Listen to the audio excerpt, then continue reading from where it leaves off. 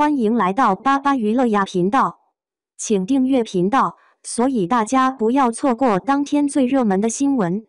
我们今天的时事通讯包括以下内容：肖战、白鹿、杨紫封神落榜大揭秘，引发热议。近日，一则2025上半年腾讯角色影响力榜单的发布，在平静的娱乐圈水面投下了一颗石子，激起的涟漪远超榜单本身。肖战、白鹿的持续领跑，与杨紫等实力派的意外落榜，共同构成了一幅耐人寻味的文化图景。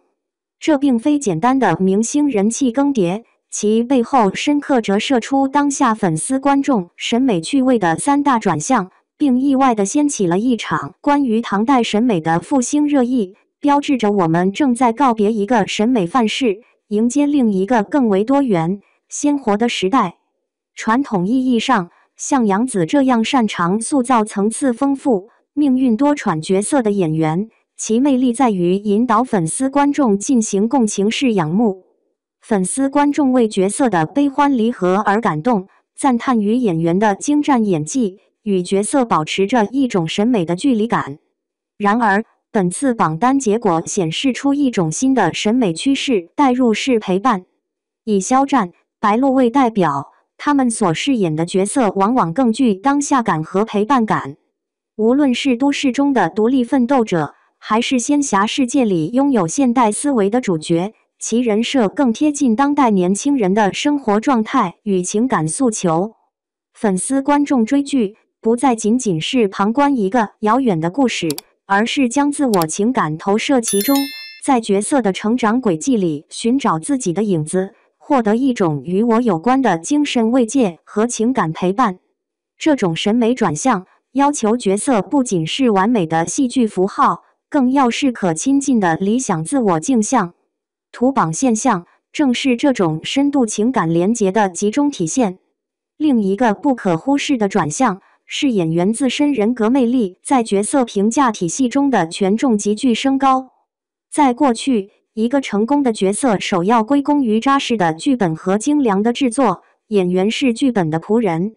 但在信息爆炸的当下，演员在戏外的形象、言行、价值观，与其在戏内塑造的角色产生了深刻的互文关系。肖战、白鹿等演员通过长期、稳定的公众形象经营，构建了积极、敬业、富有亲和力的个人品牌。这种真实的人格魅力会反哺到角色身上，让粉丝观众在看剧时，不仅是在消费一个虚构人物，更是在认同一种他们所欣赏的品格和态度。角色影响力因而超越了单部影视作品的局限，成为一种综合了戏内表演与戏外形象的复合型影响力。相比之下，即便演技备受肯定，若缺乏这种持续且强有力的人格叙事加持，在当下的竞争环境中便容易显得后劲不足，这或是杨紫等演员此次意外落榜的深层原因之一。最引人深思的是杨紫落榜所引发的唐代审美复兴热议。唐代审美以丰腴、自信、开放、生命力旺盛为特征，这与当下主流娱乐工业一度推崇的纤细、精致、略带脆弱感的审美形成了鲜明对比。杨紫的表演风格常被评价为饱满、有张力、富有的母般的亲和力与生命力，某种程度上暗合了人们对唐代审美的想象。她的落榜反而像一面镜子，照出了大众在潜意识里对单一审美标准的反思与疲惫。这场讨论的热度并非真的要否定榜单上的演员，而是公众借此表达了对审美多元化的强烈渴望。人们开始怀念和呼唤一种更为健康、丰盈、充满自信与原始生命力的美。这标志着粉丝观众的审美意识正在觉醒，他们不再被动接受工业流水线打造的标准品，开始主动探寻和定义更具包容性的美。这不仅是审美的转向，更是一次审美的升华。2025上半年的这份榜单绝非一次简单的排名之争，它是一场生动的社会文化切片，清晰地告诉我们，观众的审美正在变得更为主动、更为复杂。他们渴望的不再是高高在上的戏剧楷模，而是可以陪伴成长的情感伴侣。他们评价角色时，不仅看演技，更看重其背后真实的人格力量。他们甚至开始跳出荧幕，反思和追求一种跨越千年、更为博大从容的审美境界。肖战、白鹿的图榜是当下趋势的胜利，而杨紫引发的唐代审美热议，则是未来方向的曙光。这场争议的真正价值，在于它宣告了一个属于鲜活人格和多元审美的新时代已经悄然来临。肖战、白鹿、杨紫封神落榜事件背后的深意，其实远不止一份榜单那么简单。它折射出的是当代观众在审美、情感认同与文化意识上的全面转型。娱乐圈向来风云变幻，但这次的舆论热潮却像一面镜子，照出了一个正在变化的时代。首先，从榜单的结果来看，肖战与白鹿的强势领跑，不只是流量的胜利，更是一种新型情感连接的胜利。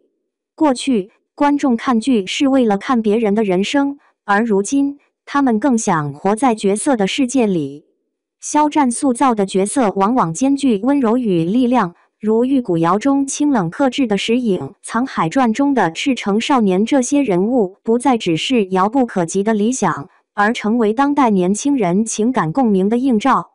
白鹿亦然，她的角色大多有着现代女性的思维与坚韧，如以《爱未营》里的职场女性宁安如梦中历经坎坷的郡主，观众在她们身上看到的不仅是故事，而是一种生活方式的态度。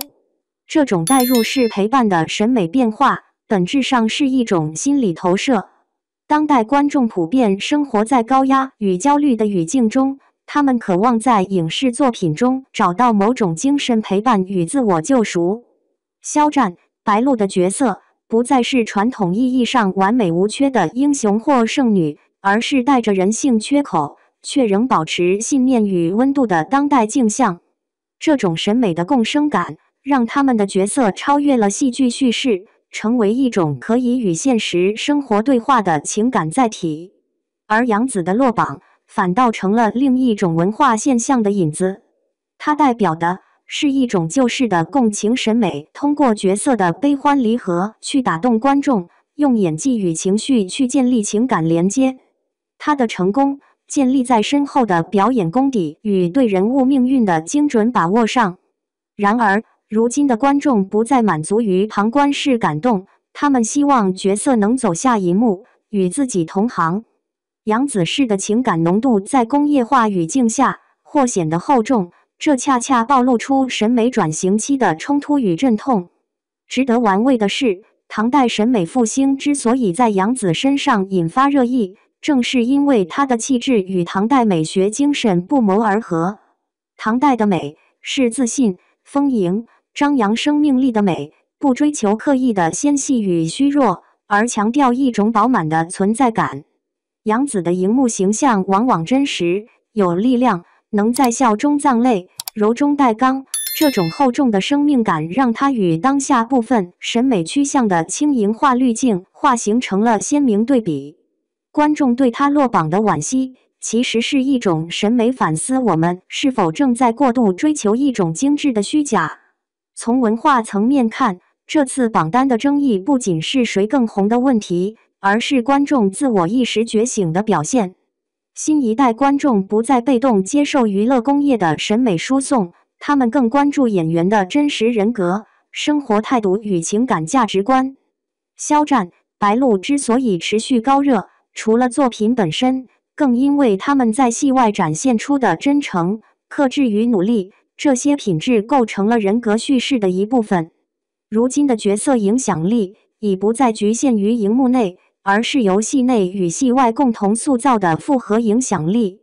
这一趋势也意味着，未来娱乐圈的竞争不仅是演技的较量，更是人格魅力与公众信任的长期建设。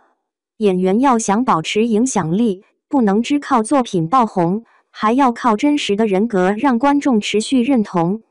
肖战与白鹿的领跑，代表着当代审美的现实化与陪伴化。杨子的落榜，则引发了对后重型美学的再思考。